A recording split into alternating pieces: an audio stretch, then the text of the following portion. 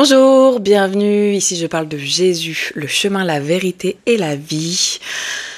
Rendons grâce vraiment à Dieu pour cette nouvelle semaine qui nous permet de débuter le souffle de vie qui nous laisse à nouveau en ce jour. N'oubliez pas que si vous êtes encore en vie, c'est pour servir le Seigneur. Et c'est pour que votre vie le glorifie. Donc soyez fortifiés, soyez encouragés, que toute épreuve, toute chose qui vous éloigne de lui vous soit rendue plus légère et plus facile. Et que vous gardiez les yeux fixés sur lui, peu importe les circonstances. Avant de commencer cette vidéo, je voulais remercier les premiers membres qui ont décidé de soutenir cette chaîne. Vraiment que le Seigneur vous bénisse et qu'il vous rende au centuple ce que vous accordez à ce ministère. Voilà, soyez bénis. Du coup, je voulais parler des... Alors déjà hier, pardon, au lieu de dire Gethsémane, j'ai dit Gethsémane. On fait pas attention à mon espèce de petit dyslexisme. Donc voilà, Gethsémane. Merci, personne ne m'a reprise. Soyez bénis. Ou peut-être c'est parce que vous ouvrez pas votre Bible et ça, c'est pas cool. Donc on va continuer à parler de cet épisode majeur. De toute façon, comme s'il y avait un épisode de la Bible qui n'était pas majeur. Je voulais parler surtout de ce que Jésus ressentait ce jour où il était dans le lieu de... J'ai pas vu dans les Écritures où il était écrit jardin, mais dans ce lieu où justement il allait être arrêté, à Gethsémane. On voit que Jésus, il était effrayé. On le voit dans le verset Marc 14, verset 33. En fait, Jésus, il savait ce qu'il allait lui arriver. Il savait exactement ce qui allait lui arriver et du coup, on ne peut qu'imaginer sa douleur, son effroi, sa frayeur, parce que voilà, là où nous, le Seigneur, il nous permet des fois d'avoir des dates, d'avoir des idées, d'avoir des détails de ce qui peut nous et ce que le Seigneur a pour nous. Si on avait la full picture, je pense qu'on n'irait pas au bout des plans de Dieu. Voilà, je pense que quand le Seigneur il te propose quelque chose avant de te permettre d'accepter, il te donne des détails, mais il te donne pas tout le plan, parce que moi, vraiment, il y a des choses dans ma vie, si on m'avait dit « Fantine, tu vas vivre ça comme ça, et tu vas te sentir comme ça, et tu vas faire ceci, et tu vas faire cela », je pense que j'y serais pas allée. Voilà, pareil, quand on arrive à Christ... si on savait que, vraiment, si on prenait conscience dans notre chair que ça allait être de devoir s'éloigner un temps de notre famille, de nos amis, des choses qu'on a connues pour être né de nouveau et pour avoir un renouvellement d'intelligence, je pense qu'on aurait trop regardé le verre à moitié vide et on n'aurait pas pu imaginer tout ce qu'on gagne à être en Christ.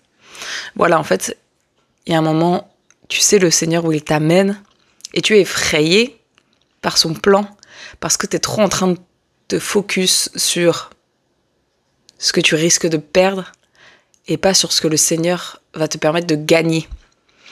Par exemple, si le Seigneur t'appelle à déménager, si tu sens vraiment dans ton cœur que tu dois déménager, tu es trop en train de te concentrer sur « ouais, mais je vais perdre mes amis, je vais perdre mon travail, il va falloir tout recommencer », et tout, alors que tu sais pas que de l'autre côté, le Seigneur, il a quelque chose pour toi de tellement... bénissant, tellement grand, un endroit où tu vas être vraiment 15 fois plus épanoui, tu vois. Si le Seigneur t'appelle dans le mariage, tu le sais, et que tout ce que tu fais, en fait, c'est de te dire « ouais, mais non, si je me marie, je vais devoir quitter ma famille, je vais devoir quitter mes amis, voilà, en plus, les femmes, il paraît que c'est chiant, les hommes, il paraît que c'est relou, voilà... » Alors que tu sais pas qu'en fait, qui trouve une femme trouve la faveur, il est écrit dans la parole. Et que si le Seigneur, il permet ce mariage, c'est que il a des choses pour te bénir à travers de cette vie maritale dont tu n'as pas idée. Donc encore une fois, on repart sur le fait que Jésus, il savait ce qu'il allait traverser.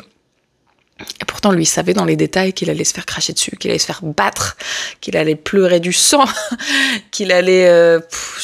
vraiment, c'est difficile de parler de cet épisode sans se rendre compte à quel point Dieu est grand et à quel point Jésus nous aime, quoi. Donc si lui, il a accepté de vivre tout ça pour toi, à quel degré tu ne peux pas faire confiance au plan de Dieu pour ta vie et tu ne dois pas lâcher prise?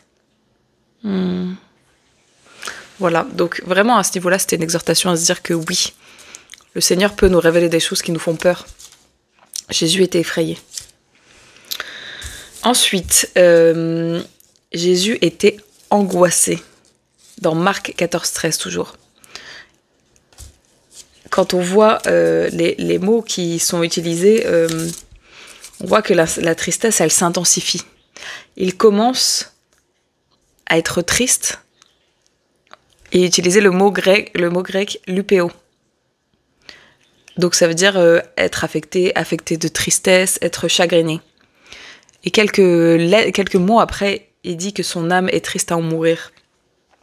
Périlupos, vaincu par la douleur jusqu'à en mourir. C'est une grande détresse, une dépression. Donc quand vous dites « je suis en dépression », Dieu ne me comprend pas, Dieu ne peut pas m'aider, Dieu ne ceci, Dieu ne cela. Voilà, c'est le signe aujourd'hui de te dire que Dieu, lui-même là, Jésus, il connaît plus que quiconque ce que tu es en train de vivre. Mais à des degrés où toi, tu vas te dire mes problèmes, petite affaire pour le Seigneur. Lui, il savait là tout ce qu'il allait vivre. Il était dans... S'il y a bien une personne au monde qui peut être angoissée et en dépression, c'est bien Jésus. Parce que même quand tu es en prison dans un pays où tu es persécuté en tant que chrétien, tu n'imagines pas, t'as pas une pleine image, une pleine conscience de ce que tu vas vivre dans ta chair, tu vois. Voilà, c'est une façon de dire que Jésus, il a connu tous les degrés de peine que nous, on pourra humainement expérimenter. Et encore, je pense pas qu'il y ait un dixième de nous qui expérimente des peines à ce point. Tu vois, tu peux être triste parce que tu as perdu quelqu'un, tu peux avoir mal dans ta chair. Je dis pas qu'on compare les douleurs, pas du tout. Voilà, en tout cas, il y a aucune douleur que le Seigneur, il est pas capable de t'aider à guérir si tu lui laisses la porte ouverte. Voilà, donc tu vois, Jésus, il a connu tout ça, et genre le pire du pire, et il est quand même allé jusqu'au bout. Vraiment, quand je disais hier que je comprends pourquoi le Saint-Esprit me fait étudier cette parole, c'est que vraiment, il y a des moments dans cette saison où je suis en mode Seigneur, j'ai pas les forces. J'ai pas les forces, j'en peux plus.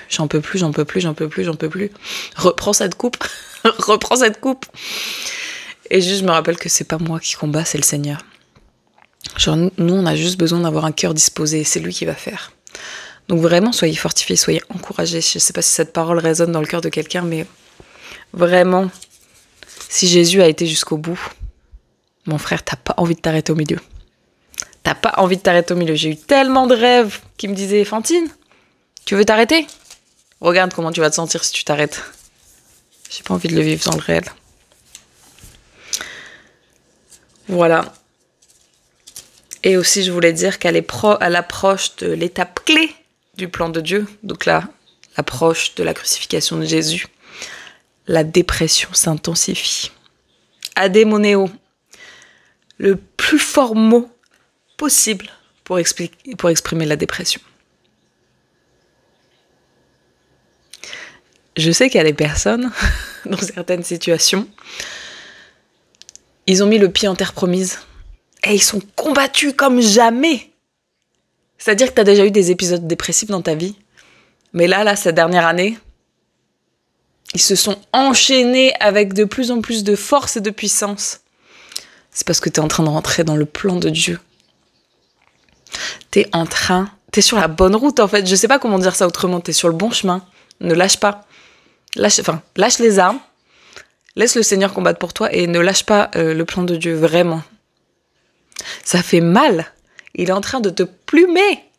Ça fait mal. Mais ça fait partie du plan de Dieu en fait.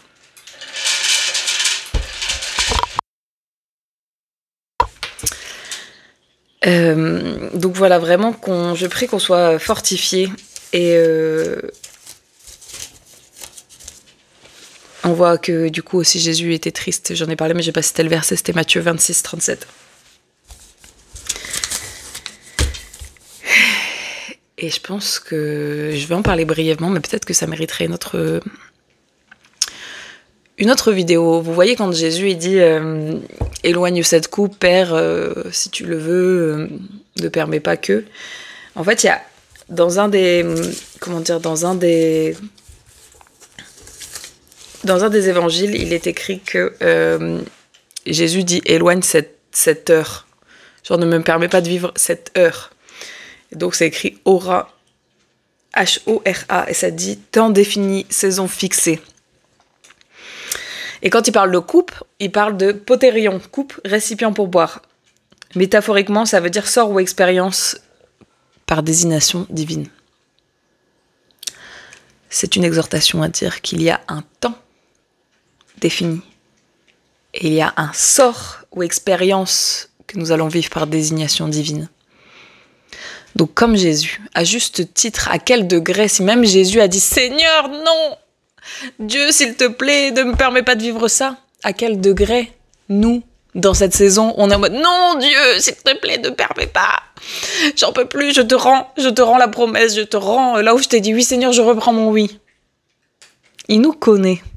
Il nous a donné un exemple dans la vie de Jésus. Mais la vie de Jésus, elle est un exemple dans nos vies, pas juste pour ce qui est joli, pas pour les guérisons, pas pour les maladies, pas pour les délivrances. Non, c'est un exemple aussi sur sur ce qui va se passer quand on va vivre la souffrance.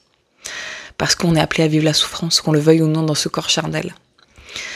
Parce que lâcher prise, être dans le lâcher prise, être dans la mort à soi-même, c'est douloureux. Parce que notre chair, elle n'est pas faite pour ça.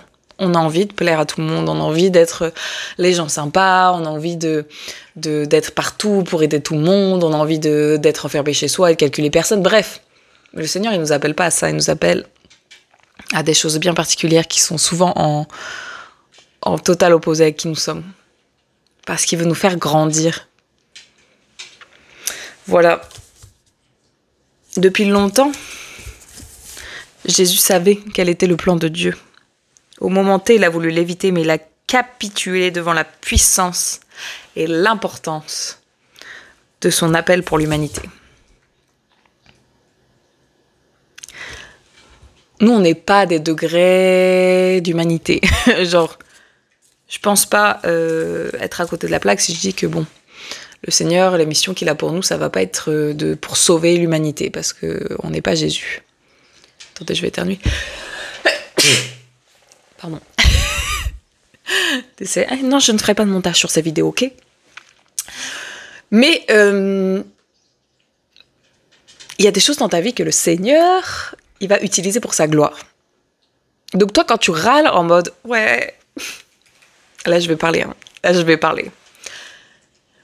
Oui, moi je voulais que mon mari, il vienne de nulle part, il m'attrape, il me courtise, il me dit « Toi, tu es la femme de ma vie, je vais te mettre bien. »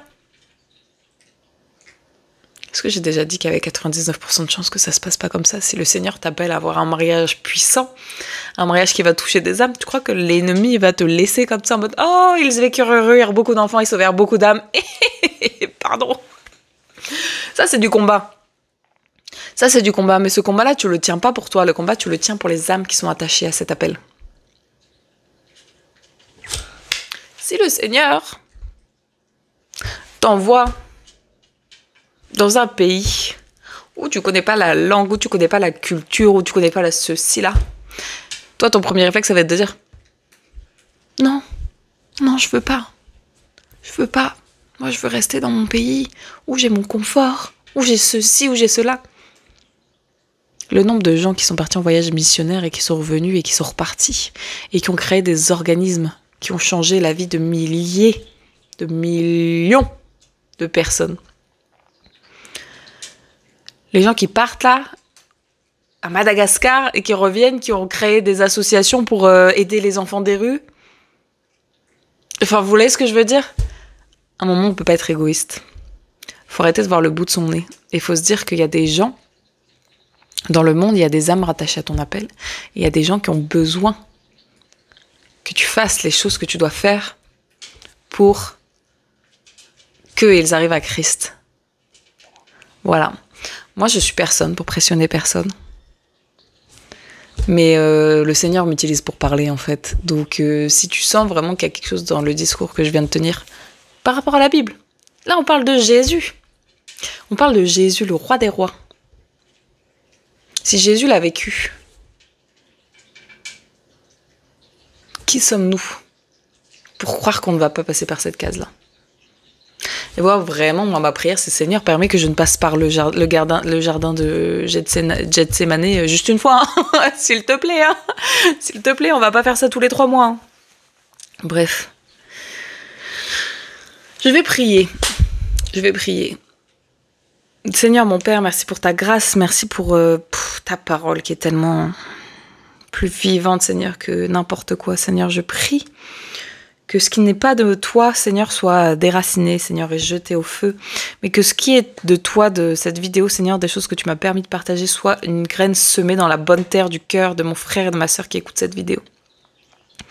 Je prie qu'il soit fortifié, je prie qu'il soit encouragé, Seigneur, et qu'il se rappelle à chacun à quel point, Seigneur, tu es fidèle, à quel point tu nous aimes et tu as fait des choses tellement douloureuses pour nous, Seigneur. Aide-nous à aimer notre prochain comme nous-mêmes, Seigneur. Aide-nous à faire ce petit pas, Seigneur, dans la direction de ce que tu attends de nous, Seigneur. Même si c'est douloureux, même si on comprend pas, Seigneur, aide-nous à faire juste ce pas. Et ensuite, toi, tu vas vraiment nous aider à avancer, Seigneur. Voilà, des fois, on a juste besoin de faire le premier pas. C'est le Seigneur qui gère le reste. Merci parce que tu es fidèle. Tu ne permettras pas qu'on trébuche, Seigneur. Et quand bien même si on trébuche, Seigneur, le juste tombe 7 fois, mais 7 fois, il se relève. Donc, que toute la gloire te revienne, Seigneur. Que ta volonté soit faite dans la vie de chacun, Seigneur. Et que vraiment ton nom soit glorifié au travers de nos vies. Mon Père, malgré les circonstances, malgré les épreuves, donne-nous ta paix, donne-nous ta joie, Seigneur. Donne-nous les yeux fixés sur toi. Et permets-nous d'avoir une confiance en toi qui explose le plafond. Voilà, dans le nom de Jésus, j'ai prié. Amen. Soyez bénis. J'aime trop Jésus. J'aime trop Jésus. Si cette vidéo vous a parlé, n'hésitez pas à mettre un commentaire. Amen. Mettez cette vidéo m'a parlé. S'il vous plaît, vous n'êtes pas obligé de raconter toute votre vie dans les commentaires parce qu'il y a des gens qui sont parfois mal intentionnés qui vont lire vos commentaires. Voilà. Et prenez tout ce que je vous partage en prière, remettez-le au Seigneur et demandez-lui si ça vous parle dans telle ou telle saison. Jésus vous aime tellement, tellement, et vraiment que la grâce du Seigneur soit avec vous. Si vous avez à cœur de soutenir ce ministère, je mets toujours le lien dans les commentaires. Sujet de prière, lien dans la description. Soyez bénis.